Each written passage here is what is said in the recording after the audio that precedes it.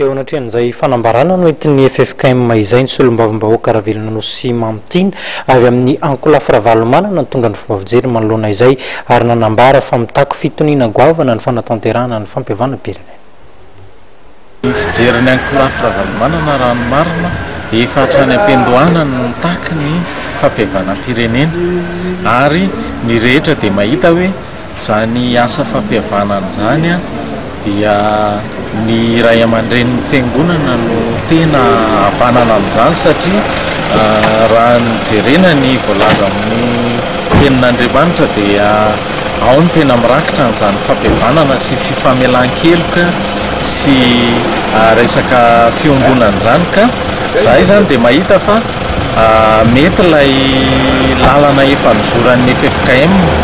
ary izay dia miantso ny rehetra mba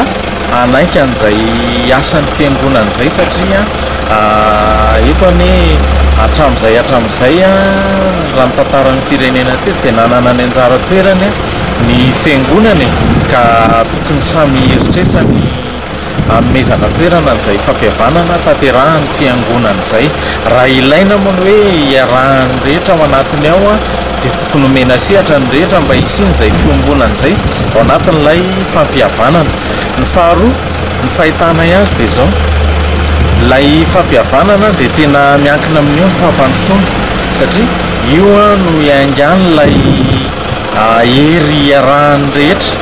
mba androsoana indray amin'ny fanavotana n'ity firenentsika ity izay efa tena latsaka andavaka lalina dia lalina ka miantso ny rehetra zany amin'io ary ilay fiantsonany malagasy hotony dia tsy tokony ho atao teny fotsiny ny dradradradraina fa izay kosa dia mieritreritra hoe tokony hajanona amin'izay ny fifankahalana na fisambotsamborana na